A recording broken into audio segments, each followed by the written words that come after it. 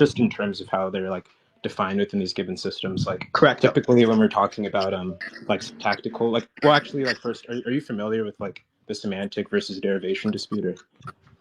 Yeah, somewhat. I actually am. Yeah, so like Notably enough, yeah. generally. Oh yeah. No, I was just gonna say like generally like satisfiability and validity, they're Right. gonna be just given features of these semantic systems. So it's not like some like grave issue to say you just endorse some kind of like different system. But if you're just gonna say like you don't believe they could be this at all simplistic or even given the systems, Yeah. I'm just not really too sure like what that's even Right. saying. So what that means is I embrace a defeasible argumentation maximization. What that means is I don't hold to the specific monotonicity that validity would obviously invoke and the logical consequence which monotonicity has as a property of it. There was a guy called Shoem back in the 1989s. He actually made a restriction on the preferential entailment of the first order logic, which most validity and all of those other things in monotonic systems are built off of. But when you make those restrictions, it seems that everything seems to become defeasible.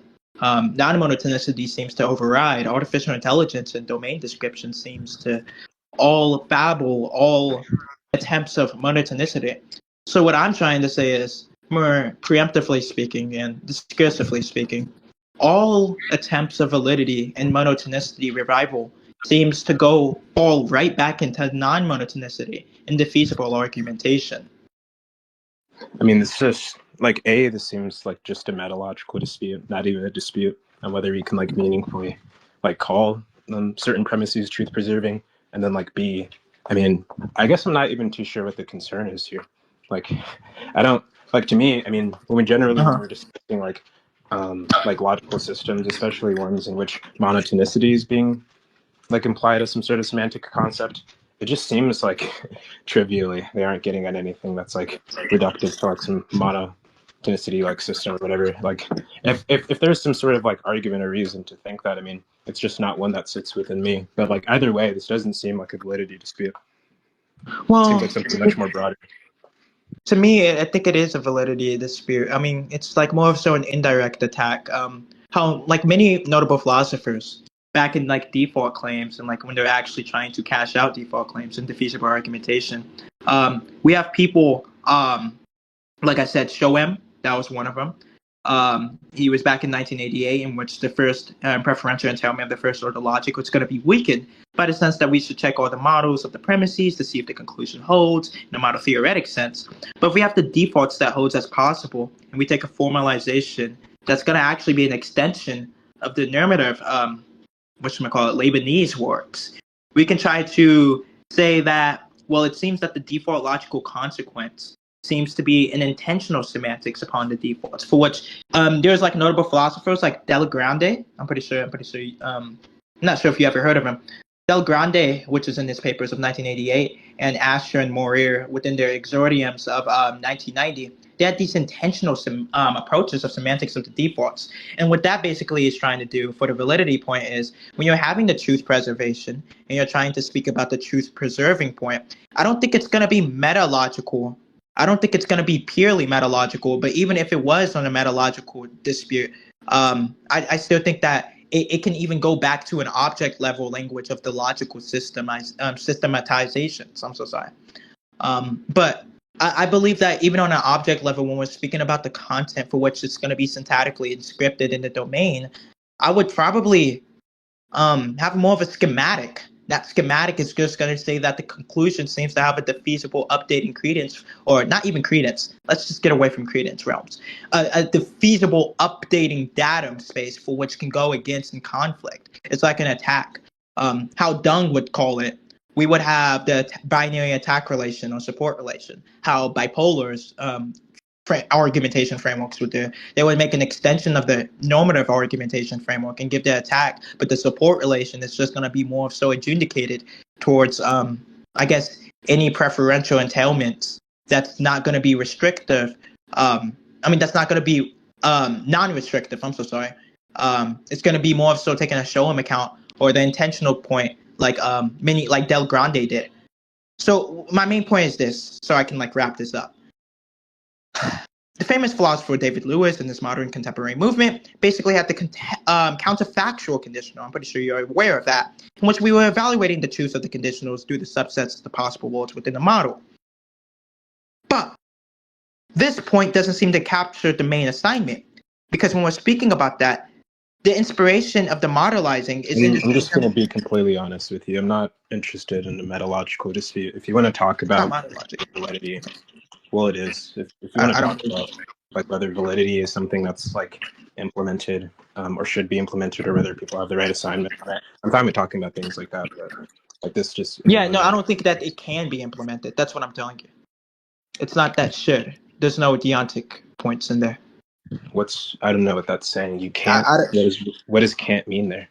Yeah, can't in this sense seems that to be the fact that it seems meaningless, and not just meaningless, because that's actually vague. It's meaninglessly nothing in this sense. And in that sense, you would say impossible, but I believe the impossible can be possible because I'm a possibilist from Chris Mortensen. But in this sense, I'm just asking about the modality. That's all.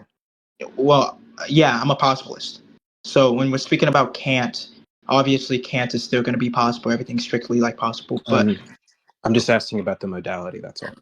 Yeah, I know the modality. When you're speaking about modality, I'm kind of like an anti-modal essentialist, but I'm trying to configure my point kind of more broadly because it's not really a specific modality view. Okay, that's okay. I wasn't asking about anything about a modality view. Just what's the set or what's the rule assignment on the set of possible worlds in which you're indexing can't to? That's like a better question, I guess. On the set of possible worlds, well, in this sense, I'm just going to be saying in almost normal worlds in which holds. There's like a default account. That didn't really answer my question, but I think it did. It's gonna, that's fine. If this is just how it's gonna be, I don't really have much more to say, to be honest. Yeah, you ever heard of in almost normal worlds in which it holds? No, I know what you're saying. That I'm not saying that itself is a blunder. It's just not what I asked you. Like, do you know what people mean when they ask for rule assignments on sets of worlds? Well, the subset of possible worlds with the rule assignment. I don't think you cashed that out. Maybe I am kind of confused. Can you go ahead and tell me what that means? A rule. Okay, so you know how they're. Well, do you know what like a function is? Like how you just have some sort of like bijective function on sorts of like variables such that they map out a domain and range, and how that has a domain and range on it. Well, in a similar way. What's the rule or structure? Like the default rule? Mm-hmm. Like, do you want me to tell you that rule? No, just generally like a rule function, or I guess sorry, not a rule function, but yeah, just a rule setting on like some sort of like set of possible worlds. That's just to say that the rule setting is the subset of possible worlds indexed to the subset of the normal worlds. So yes, it is going to be restrictive. It's not what I'm asking. Well, no, I'm telling you that's what my answer is. What you are asking is going to be something that's tailored for my answer sample space. I never asked that either. No, I never said you asked that. That's just my response. You're answering me though. But yeah, I am answering what I asked. Yeah, that's not what I asked though. And you conceded that's not what I asked either. No, I said that's not what you asked. That's what I said to something that you asked prior to something that wasn't initially what you just asked right now. So what was the answer then? Could you repeat it? I just told you. In the answer sample space, when we're speaking about the almost normal possible worlds in which the rule assignment is going to be restricted to those normal possible worlds. Yes, the answer sample space. Like I'm trying to clarify something. Did you say that in like one sentence? Like you're saying there's something called an answer sample space? There is an answer sample space. Yes, an inference. So are you talking about arithmetic logic? Yeah, even in inquisitive sense. I'm not discussing any further. That's just nonsense. It's very sensical. Even inquisitive semantics actually take answer sample spaces. It's just not what I'm talking about, and I'm not interested in going on like meta dialogue. No, you asked a question and you want an answer, and that answer has an answer sample space. Which is dialogue. If anyone else wants to debate, they can come debate me. Okay, beautiful. That's nice. Yeah, no. Nice conversation, man. Okay. I mean, we can talk about it after. I just don't care about the trolling. Like, I actually. I'm not even trolling. All right. Did you like take that connotation? What the fuck? Outside, dude, Tron. I asked this guy about. Like the rule setting. Well, at first I asked him for the modality of Kant. He just didn't really answer or whatever. So I like clarified my question. You guys have like, 1 minute left. I clarified my question. I clarified my question to what's the rule setting of like possible worlds, and then like you just started talking about arithmetic logic, so I just got bored. No, I got into default. I got into default normal worlds assignments. So Default normal rules have nothing to do with rule assignments on possible worlds. no, I said normal worlds assignments on possible worlds for which the possible worlds. Yeah, normal rule assignments. That's not a kind of rule assignment, though. Not in the way I'm thinking of. Yes, the way that that is. Yeah, I know rule that's the assignment. way you're It's an thinking of it. extension of That's not Lewis's what I models. asked you. No, I know that's the way you're thinking of it. Do you know That's what why the I said- feasible conditionals are? I know that's the way you were thinking about it. That's why I said it's not necessarily a blunder on your end. That's just not what I was asking. That's the issue, which I've clarified to you. I never said it, and okay, I agree that's not necessarily a blunder, but I'm telling you that it was an answer that was sufficient towards your question. Yeah. Do you know what I mean when I say I want an answer to my question? Yeah, I know what it means, but I don't know what No, you not mean. what it Seems means like in general. I'm not sure if you have like this private language. No, I don't know. I actually think this language is consistent amongst most people, but in case we have issues of it, we can just call it idiosyncratic if you want. I'm just asking you if you know what I mean when I say, hey, I kind of want an answer to my question. Well, no, I know what it means. I don't know what you Okay, mean. you're not. Okay, I'm just going to ignore you. This guy, like... What the fuck, Archie? Come on, dude. Okay, as a matter of fact, I'll just answer the question myself. Yeah, no, I don't know what you mean. What do you mean? Okay, so what I mean when I ask her that, right? When I ask, that just means like when I utter some sort of interrogative sentence, and there's some sort of request of information from that interrogative sentence in which I don't know, an answer to that interrogative sentence would be some kind of true proposition, right? Such that when hearing it or upon putting this true proposition inside of your set of beliefs or your set of facts, it would give you the kind of requested information from that interrogative question, right? Obviously. Now maybe that's not a notion you share, which is understandable, but that's not what you gave me. That's not what I given you an answer. Utilizing position. That's not what you gave me. I think I've given a series of utterances that can satisfy the answer sample space and the relevance point, in the sense that I don't think it has to be a true proposition necessarily, because somebody could probably answer. That's fine. Somebody could probably be an elite nihilist. But I grant you the fact that's not. No, I'm saying I agree with you. I grant you the fact. No, I know that you agree and you grant that. I just wanted to finish like my series of utterances, if that's fine. I just don't think it's like that relevant. I'm saying I can grant you that. It's like fine. That's just not what I mean. Yeah, that's fine. I'm not trying to capture what you mean. I'm trying to capture my response and make it meaningful. Okay. Wait a minute. Okay, everyone. Because if I was trying to capture what you mean, I would have probably, given that. I would have probably given that inquiry. Wait a minute. Final statements. Okay. Okay. Who wants to go first? You can go ahead, Archie. Go ahead. I just said that prior to what you said. I didn't. Wait. You said what? I couldn't hear you. You were getting. I just said that before you said it. You can go. Well, no, I just thought you was. You kind of cut me off in the series of utterances, so I thought you was like a little bit jumpy. I was like gonna let you go. Final statements. Oh. Final statements. Well, he just went on definitely. Okay. Well, then query here is he thinks I didn't answer the rule assignment on the step set the possible bullets, but I told him about the feasible conditionalizations. That's going to be the extension of Lewis models, which goes into the feasible argumentations. The feasible argumentations for which the semantics are only going to be preemptively motivated by the close neighboring worlds, that's going to be normative. In that sense, it's not going to be valid, since even if in an actual world, the actual world is not going to be normal. So we have the feasible conditionals. So in that sense, I believe everything is going to be feasibly conditional, or at least feasibly, argumentatively, is inserted within any type of paradigm scope. So I don't believe in validity. I believe everything seems to bottle down back to the feasibility. I don't hold to logical validity or soundness. Now, I was going to give the theorems. I was going to go into the proof, but he kind of wanted to be a little bit pedantic on the, terminology, semantics, any type of lexicographer that was inscripting my dictionaries, etc. But I said an extension. Yeah, I said an extension of Lewis model, which the model of the counterfactual conditional. It's an extension in the sense that it's not. It's kind of. Wait a minute. Stay on topic. It is on topic. That's what. Okay. What? That is the topic. It was an extension of the Lewis model, in which basically it was negating. It's negating most of the things that Lewis's model kind of posits, but it's going to the feasible conditionals. The feasible conditionals are something that I would implement instead of counterfactual conditionals, which are implemented within modus ponens, or most material conditionals, which goes off of Lewis's model. So I take like a defeasible account. I think everything seems to be defeasibly driven and never really necessarily driven or inexplicitly driven in any type of way. He went on deafen though. I don't know like what's going on. I don't think you're Yeah, gonna get. I'm gonna. Are you done? But I can ping him. Yeah, I don't think you're gonna get a synopsis from him, but sure. Julian, shut the fuck up! Holy shit. Okay, cool, wonderful. So like, yeah, like A, discussing on whether like validity or other things within certain semantic systems or even in derivation systems where we can like syntactically establish validity and like satisfiability. These kinds of things are questions that reside within logic, right? He just like randomly went into like meta logic, which he like admitted himself, right? Which I explained to him was not what we were talking about.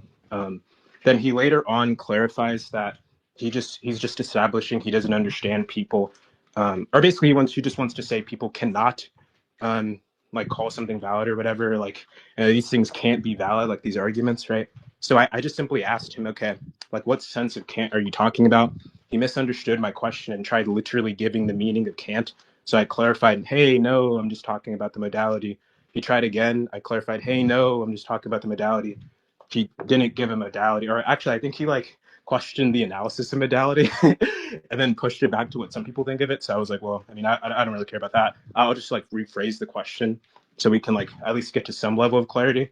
So I said, hey, just what's the rule on like the modal assignment of possible worlds? Like what exactly is the rule that's going to designate what counts as a possible world and what doesn't?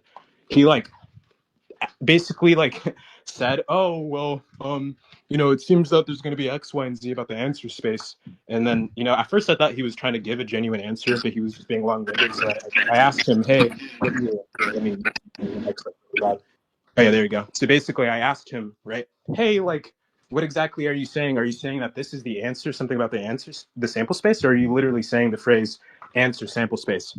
He said it was the latter, to which I asked him if he's talking about arithmetic logic. He was. So again, he just wasn't talking about the topic. So I kind of disengaged from that. And then we went into like further disputes, basically about what it means to answer a question, since I guess these kinds of disputes are really interesting to him.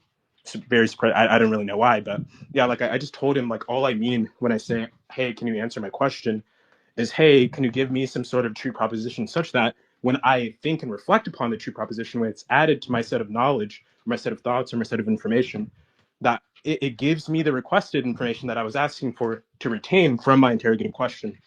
He just says he doesn't care about what I mean, so I guess that was already some sort of concessive remark that he's just not trying to answer my question. But yeah, like that was just like a real shit show. I like hope I never have a convo like that again. Yeah, that's like my final remark. That was an interesting remark from this Okay. great interlocutor, man. Great interlocutor. Like he definitely tried. Bro, what? Great synopsis from the interlocutor. Oh Great my synopsis. goodness. Okay, let's 6-7 guy up. Why do they keep disconnecting? Bro, stop going up. Oh my god. Who won?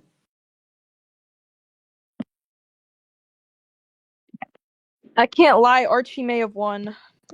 I don't really know who Archie Yo, is. stop disconnecting me. Okay, 6-9, give the argument for pro-life. Yeah, it's just gonna be abortion. Okay. Actually, wait, no. 6-9. Are you like, what proposition are you defending?